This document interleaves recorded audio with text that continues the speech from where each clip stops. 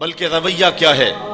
وَتَأْكُلُونَ التُّرَاثَ أَكْلًا لَمًّا، اور میراث کا مال تم ہپ ہپ کر کے کھاتے ہو، تمہیں پرواہ ہی نہیں ہے۔ بیٹیوں کا حق اہل عرب جو ہے وہ غصب کر لیتے تھے اور بیٹیوں کا حق نہیں دیتے تھے۔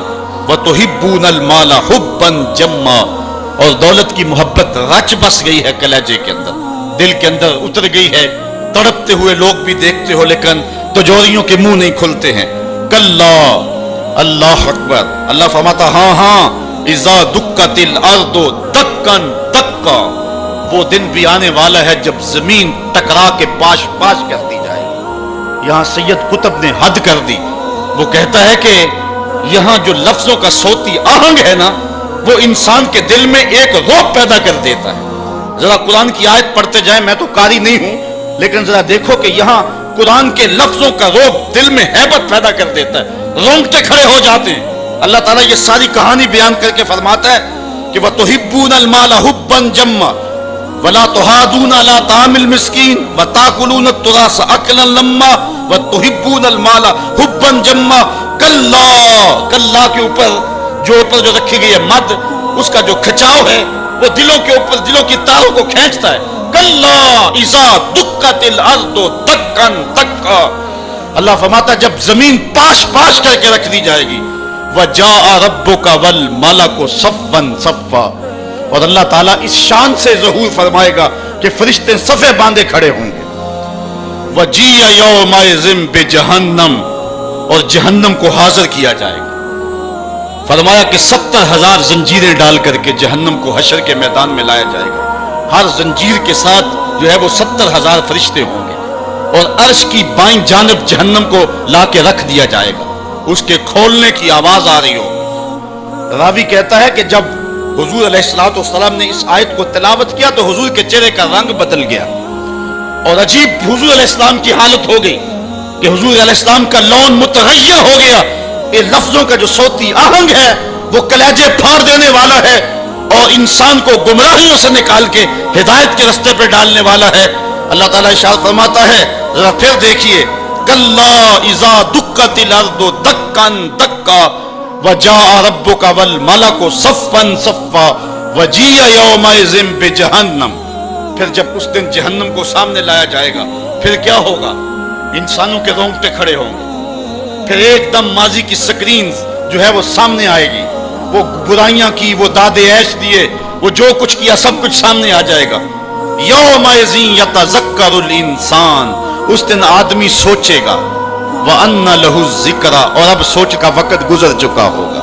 اس دن انسان کو بہت کچھ یاد آئے گا، اس وقت خیال کرے گا کاش میں یہ کر لیا ہوتا، میں یہ کر لیا ہوتا۔ وَأَنَّ لَهُ الذِّکْرَى، اب اس کو سوچنے کا وقت کہاں، اب اس کا فائدہ کہاں؟ وہ گھڑیاں، وہ لمحے، وہ ساعتیں اب اس کے لیے حسرت کو بڑھانے والے ہوں گے۔ وقت پر کافی ہے ایک قطرہ بھی آب خوش ہنگام کا، جل گیا جب کھیت برسا می تو پھر کس کام کا۔ اس دن پھر بندہ سوچے گا۔ سنو قرآن کا آہنگ، یقولو یا لیتنی قدمت لحیاتی، وہ کہے گا ہائے کسی طرح میں نے جیتے جی نیکی آگے بھیجی ہوتی، زندگی کو میں نے مقصد میں، مصرف میں، کسی کام میں اور کسی جو ہے وہ مقصد میں لگا دیا ہوتا، اور زندگی کا سرمایہ وہاں میں یہاں کے لیے بھیجا ہوتا۔ فَيَوْمَئِذٍ لَا يُعَذِّبُ عَذَابَهُ أَحَدٌ، اللہ تعالیٰ اس دن جو عذاب دے گا کبھی کسی نے ایسا عذاب دیا نہیں ہوگا جو وہ دے گا۔ اللہ اکبر۔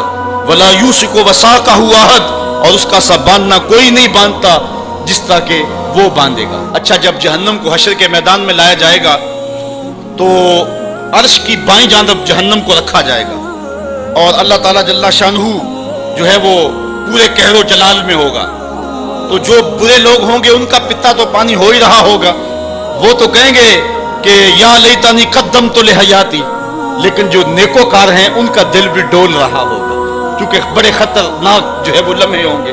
ہمارے ایک ٹیچر ہوا کرتے تھے ریاضی کے، تو وہ بڑے جلالی ہوتے تھے، کبھی ہمارا ٹیسٹ لیتے نا تو دوسرے دن جب وہ آتے نا پیریڈ میں، تو باوجود پتا ہوتا کہ سوال ٹھیک ہم نے کیے ہوئے، بعد میں چیک بھی کیے ہوتے، لیکن جب وہ ڈنڈا لے کے داخل ہوتے تو سب کے پتے پانی ہوتے، پتہ نہیں کس کی جو ہے وہ کم بختی آ گئی ہے۔ اور پھر جب وہ اچانک جن لوگوں نے اچھے نمبر لیے ہوئے ہوتے ان کو الگ کرتے، اور دوسروں کو الگ کرتے، پھر بھی سائیں ڈر رہے ہوتے کہ پتہ نہیں یہ کدھر والے ہیں اور یہ کدھر والے ہیں، اور پھر جب کہتے بیٹا تمہیں شاباش، تو پھر جو مسرت ہوتی نا تو وہ پھر لفظوں میں بیان نہیں ہو سکتی ہے۔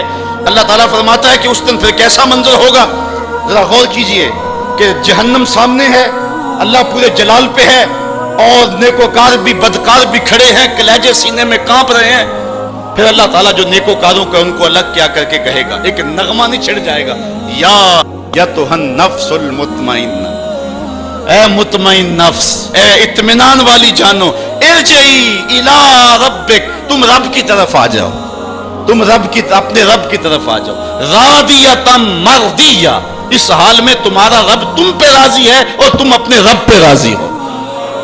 یہاں مفسرین فرماتے ہیں کہ رب کا بندے پہ راضی ہونا یہ بھی بڑی بات ہے، لیکن بندے کا رب پہ راضی ہونا یہ بہت بہت بڑی بات ہے۔ بندہ تو راضی ہوتا ہی نہیں، بندہ تو دنیا پہ دیکھ لو راضی نہیں ہوتا، لیکن اس دن کیسا منظر ہوگا بندے کے راضی کا انداز فی ظلال القرآن میں دیکھیے، یا ایتھا النفس المطمئنہ، المطمئنہ الی ربہا، المطمئنہ الی طریقہا، المطمئنہ الی قدر اللہ بہا، المطمئنہ فی السراء والضراء وفی البسط والقبض والمنع والعطاء، یعنی میرے پہ راضی ہوا، میں نے دکھ دیا تو پھر بھی راضی تھا، میں نے سکھ دیا تو پھر بھی راضی تھا، کڑکتی دھوپ تھی تو پھر بھی راضی تھا، برستی بارش تھی تو پھر بھی راضی تھا، تجھے غربت کے چکی میں پیسا گیا تو پھر بھی راضی تھا، اور تجھے امانت دی گئی تو پھر بھی راضی تھا، میرے بندے تجھے کربلا میں رکھا گیا پھر بھی راضی تھا، اور تجھے فتح مکہ کی شان دکھائی گئی تو پھر بھی راضی تھا۔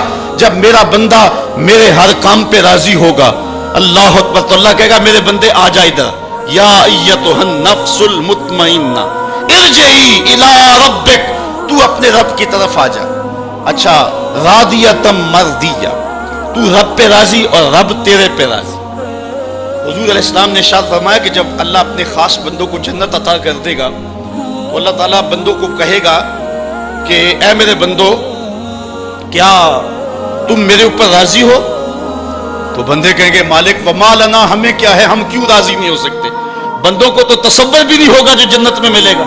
ایک بندے کی آرزو ہو کہ اسے 2.5 مرلے کا پلاٹ مل جائے تو اس کو کوئی 50 مربع لاٹ کر دے تو وہ تو خوشی سے پاگل ہو جائے گا، تو بندے کو تو تصور بھی نہیں ہوگا۔ حضور نے ارشاد فرمایا سب سے آخر میں جو شخص جنت میں جائے گا میں اس شخص کو جانتا ہوں، جہنم کے رگڑے سے کہ جب باہر نکلے گا نا تو اللہ تعالیٰ اس کو بلائے گا، کہے گا بندے بتا کیا مانگتا ہے۔ بندے نے زندگی میں کئی منصوبے بنائے ہوتے ہیں کہ یار یہ مل جائے، ساری زندگی میں خواہشیں تو پوری نہیں ہوتی۔ وہ غالب نے کہا تھا ہزاروں خواہشیں ایسی کہ ہر خواہش پہ دم نکلے، بہت نکلے میرے ارمان لیکن پھر بھی کم نکلے۔ وہ جتنی آرزویں کبھی بھی زندگی میں آئی ہوئی ہوں گی وہ کہے گا مالک یہ بھی دے دے، یہ بھی دے دے۔ اللہ کہے گا لکا ما تمنیت، اچھا جو تو نے مانگا میں نے تجھے سب کچھ دے دیا۔ بندہ تو اس پہ راضی ہوگا۔ اللہ فرماتا ہے یہ تو تو نے مانگا میں نے دیا نا، اس کے علاوہ جتنی زمین ہے یہ 7 بر اعظموں پہ پھیلی، اس سے 10 گنا زمین بھی جنت میں تجھے الاٹ کر دی۔ بندہ کہے گا یا رب اتسخر وانت المالک، مالک تو بادشاہ ہو کے مجھ سے مذاق کر رہا ہے؟ بندے کے تو گمان بھی نہیں ہوگا کہ اتنا کچھ ملے گا۔ جب یہ بات حضور نے بیان فرمائی فضاحک النبی حتی بدت انیابہ، حضور اتنا مسکرائے کہ حضور کی داڑھیں نظر آنے لگی۔ اس کو تو یہ گمان تھا کہ برابر برابر بھی چھوٹتا ہوں تو جنت میں کسی دروازے کی چوکیداری بھی مل جائے تو غنیمت ہے۔ اتنی تو دولت جو ہے وہ اوباما کے پاس بھی نہیں ہے، پوری دنیا کے مالیاتی اداروں کے پاس بھی نہیں ہے، اتنی حکومت تو کائنات میں کسی حکمران نے نہیں کی ہے جتنا تخت و تاج کا مالک اس سب سے آخری شخص کو بنا دیا جائے گا۔ جب سب سے کم پراپرٹی جنت میں جس کی ہے وہ اتنی جگہ کا مالک ہوگا، پھر داتا گنج بخش علی حجویری کی جاگیروں کا عالم کیا ہوگا، پھر انبیاء کی جاگیروں کا عالم کیا ہوگا، امام الانبیاء کی جاگیروں کا عالم کیا ہوگا۔ اتنا کچھ دینے کے بعد میرے بندے کیا تم میرے پہ راضی ہو؟ اللہ تعالیٰ جب بندوں سے پوچھے گا تو بندے کہیں گے مالک ہمیں کیا ہوا کہ ہم راضی نہ ہو، ہم تو جو ہے وہ پھولے نہیں سما رہے۔ تو اللہ تعالیٰ فرمائے گا تمہیں ایک اور چیز دینے لگا ہوں۔ تو بندے جنت میں کسی کمی کو محسوس نہیں کریں گے، کہیں گے مالک اور کیا چیز رہ گئی ہے؟ تو اللہ تعالیٰ فرمائے گا بندوں وہ چیز یہ ہے کہ میں تمہارے اوپر راضی ہو گیا ہوں، اب کبھی بھی ناراض نہیں ہوں گا۔ تو پھر جو مسرت ہوگی وہ دیدنی ہوگی۔ یا ایتھا النفس المطمئنہ ارجعی الی ربک راضیۃ مرضیہ فادخلی فی عبادی، میرے خاص بندوں میں داخل ہو جا، وادخلی جنتی، اور میری جنت میں داخل ہو جا۔ سورۃ الفجر انسان کو کھینچ کر کے مالک کی دہلیز پہ لے آتی ہے، اور نفس مطمئنہ جو ہر حال میں اللہ پہ راضی ہو۔ میں نے ایک روایت میں پڑھا ہے کہ جو حضرت مولا کائنات سید علی المرتضیٰ سے مروی ہے، فرماتے ہیں کہ جو شخص اللہ کے عطا کردہ تھوڑے رزق پہ راضی ہو گیا، اللہ قیامت کے دن اس کے تھوڑے عملوں پہ راضی ہو جائے گا۔ تو آج اس پہ راضی ہو جاؤ، وہ تم پہ راضی ہو جائے گا۔ اللہ نے توفیق دی تو یہ 10 دن مجھے اور آپ کو نصیب ہوئے، اور اب دعا کا مرحلہ آن پہنچا۔